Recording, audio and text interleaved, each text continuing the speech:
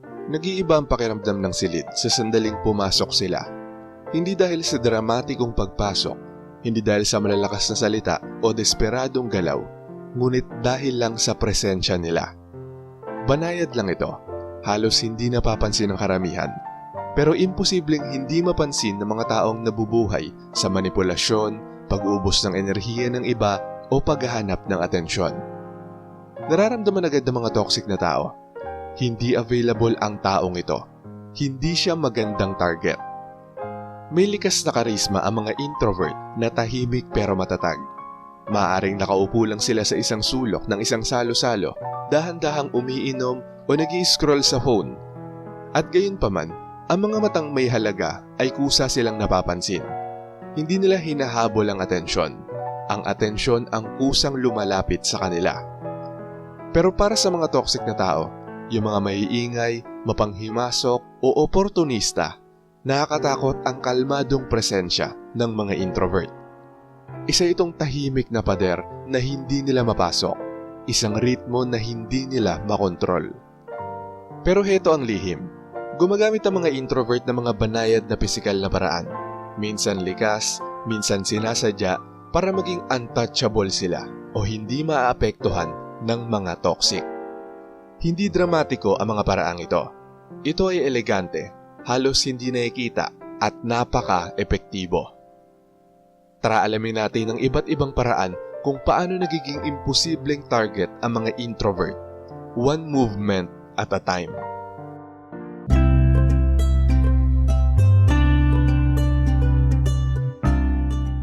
Number 1. Ang hindi nakikitang bubble. Ang pagmamaster ng banayad na distansya. May nakilala ka na bang tao na parang hindi maabot pero hindi mo maipaliwanag kung bakit? Hindi yun random. Yun ang invisible bubble ng isang introvert na gumagana. Hindi ito tungkol sa kayabangan o pagiging malamig. Tungkol ito sa banayad na pisikal na hangganan.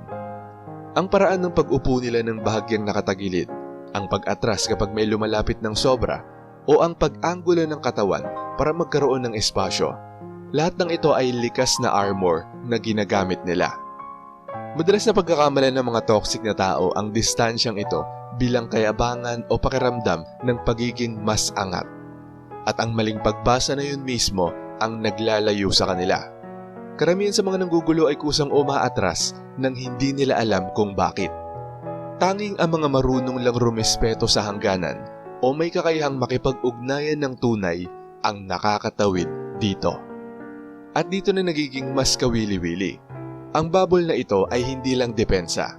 Tahimik din itong sinasabi sa mundo kung sino ang may karapatang lumapit at kung sino ang wala. Ang hindi sinasabing hierarchy na yon ay lalo pang pinapatibay ng susunod na paraan. Number 2, ang hindi ako available na tingin. May mga taong tumititig o tumitingin sa iyo at pinaparamdam na nakikita ka. Pero ang mga introvert, tumititig sila at pinaparamdam na sinusukat ka. Hindi ito masamang tingin at hindi rin ito pagiging malamig. Isa itong kontrolado at sinadyang tingin na tahimik na nagsasabing, nakikita ko ang lahat pero hindi ako narito para sa iyo. Para sa mga toxic o mapanlil lang na tao, nakakaalarma ito. Ang mga karaniwan nilang taktika ng alindog, pananakot, panguudyok ay hindi umiepekto sa ilalim ng tahimik na pagmamasid na ito. Matatag ang kanilang tingin, may pasensya at may layunin. Wala silang ibinibigay na puwang sa kawalang katiyakan. Nabubuwag ang karaniwang laro ng isang manipulator dahil ang tingin ng mga introvert ay sumasalamin sa kamalayan, kontrol sa sarili at hindi matinag na hangganan. Isa itong tahimik na statement. Hindi ikaw ang may kontrol dito. At ito ang mahalaga. Habang ang tingin ang nagtatakda ng tono, ang galaw ang nagpapatibay nito. Ang paraan ng pag-angkin nila sa espasyo nang may sinasadyang kalmado ang tunay na nakakapagpahina sa mga oportunista. Number 3, mabagal at unbothered na mga galaw. Kumikilos sa mga introvert na parang umaayaw ng oras sa kanilang bilis. Bawat hakbang, bawat galaw, bawat banayad na paglingon ay sinasadya. Walang minamadali, walang pinalalaki, walang nasasayang. Sa kabaliktaran, nabubuhay ang mga toxic na tao sa magulong enerhiya. Mabilis, reaktibo, at desperadong pag-uugali ang kanilang playground. Sumisingit sila papasok sa kaguluhan. Pero ang introvert, ang kanilang kalmado at mabagal na ritmo ang nagsisilbing baluti. Binabasag nito ang pakiramdam ng kontrol ng mandaragit. Binibigo ang kanilang mga pakana at naglalabas ng hindi matinag na otoridad. Higit pa ito sa pagiging compose. Isa itong disiplina sa galaw. Bawat kilos, kahit ang pinakamaliit na galaw ng kamay o mabagal na paghigop ng kape, ay nagsasabing, "Ako ang may kontrol sa aking espasyo. Hindi mo ako kontrolado." At kapag napansin mo na ito, makikita mo ang mga maliliit na detalye. Yung banayad na ekspresyon at galaw ng mukha ay may bigat din, kasing laki ng mismong galaw. Number 4, micro-expressions. Ang sining ng neutralidad. Namaster na ng mga introvert ang banayad na wika ng mukha kahit hindi nila namamalayan. Isang bahagyang pagtaas ng kilay, kalmadong pagkurap, at halos hindi mapansing tango. Ang mga micro-expressions na ito ay sapat na neutral para manatiling mahirap basahin pero sapat na eksakto para magpahiwatig ng intensyon. Nabubuhay ang mga toxic na tao sa reaksyon. Isang kunot noo, defensive na titig o nagulat na ekspresyon, yan ang pain para sa kanila. Pero bihirang ibigay ng mga introvert ang ganitong reaksyon. Ang kanilang mukha ay parang salaan, hindi bintana. Hindi ibig sabihin ng neutralidad ay pagiging malamig. Isa itong strategic signal. Hindi ako ang laruan mo. Hindi ako nakikipagkompromiso. Napoprotektahan ng kanilang panloob na kalagayan dahil kontrolado ang kanilang panlabas na mga signals. At yun ang nagdudulot ng pagkabigo sa mga umaasa sa emotional manipulation. At gayunman, kahit ang pinakamahusay na baluti ay pinatitibay ng isang unspoken strategy. Laging handang umalis. Ang susunod na paraan ang halos ginagawang imposible na mabutas ang kanilang mga hangganan. Number 5. Ang pisikal na mga signals ng exit strategy. Laging may kamalayan ang mga introvert sa kanilang mga exits. Hindi dahil sa paranoia, kundi dahil sa likas na pakiramdam. Banayad nilang iniaanggulo ang katawan patungo sa pinto. May paa na handang kumilos o iniaayos ang tindig sa paraang nagpapahiwatig ng handa akong umalis kung maging mali ito. Nararamdaman ng mga toxic na tao ang kahandaang ito. Alam nila kung kailan hindi maaabot ang target. At dahil hindi nag-overstay ang mga introvert, hindi naghahanap ng pag-aproba at hindi isinusuko ang kanilang ginhawa, ang mga umuubos ng enerhiya ang nauunang umaalis. Para itong tahimik na kasunduan. Kung maging nakakapinsala ang enerhiya, aalis ako. Walang negosasyon, walang drama. Pero kalahati pa lamang ito ng kwento. Ang tunay na kapangyarihan ay nasa espasyong naiiwan. Ang katahimikang dala nila. Number 6, ang patong-patong na katahimikan. Ginagamit ng mga introvert ang katahimikan na parang sandata. Hindi emptiness, gravity. Mas bumibigat ang pakiramdam ng silid kapag sila ay nakaupo, kalmado at mahinahon. Bawat salitang binibigkas, bawat tinging hindi ibinibigay, ay parang sumasalamin sa enerhiya ng mga taong nasa paligid nila. Ayaw ng mga toxic sa katahimikan. Umaasa sila sa pagpuno ng espasyo, pagdomina sa usapan, at paglikha ng kaguluhan. Ngunit ang katahimikan ng mga introvert ay nire-reflect pabalik ang kawalang katiyakan, aggression, at pakiramdam ng pagiging entitled sa pinanggagalingan nito. Isa itong salamin na hindi nila kayang iwasan at karamihan ay kusang umaatras. Ito ang kapangyarihang hindi kailangang hamunin. Hindi ito sumisigaw, hindi nakikiusap, hindi nakikipagtalo.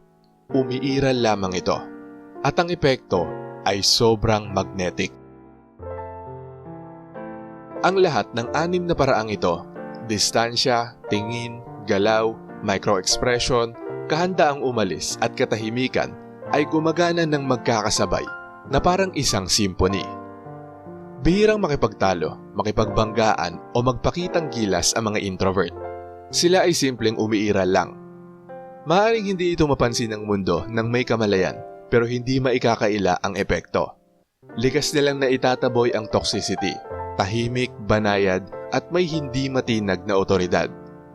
Gumagalaw sila sa buhay na may kalmadong hatak na hindi kayang tiisin ng mga mababaw, mapanlinlang o mga umuubos ng enerhiya. At ang pinakamakapangyarihang bahagi, likas ito, hindi pinipilit. Hindi kailangan magpanggap ng lakas o magpakitang nangingibabaw ang mga introvert. Ang kanilang pisikal na presensya pa lang ay nagsisilbi ng salaan. Itinutulak palayo ang mga maling enerhiya habang inaakit palapit ang mga tamang uri. Para sa mga nabubuhay sa kaguluhan, kababawan o drama, nakakatakot ito. Pero para sa mga introvert, ito ay natural, elegante at hindi maaabot. Dahil ang tunay na kapangyarihan ay hindi maingay. Hindi nito kailangan ng mga palakpak. At ang tunay na hangganan ay pisikal, tahimik at ganap na untouchable. Shoutout sa mga nanood at nag-comment sa bagong upload na to. Shoutout kay Lynette Bantolo. Sabi niya, "Good evening po Sir AP. Totoo talaga ang mga sinasabi mo sir. Minsan hindi ako maintindihan ng mga kasama ko or sa mga kakilala, akala nila may problema ako. Gusto ko lang talaga mapag-isa. Minsan nga hindi talaga ako nakikipagsabayan sa mga nonsense nilang kwento. Bahala na sila kung anong masasabi nila.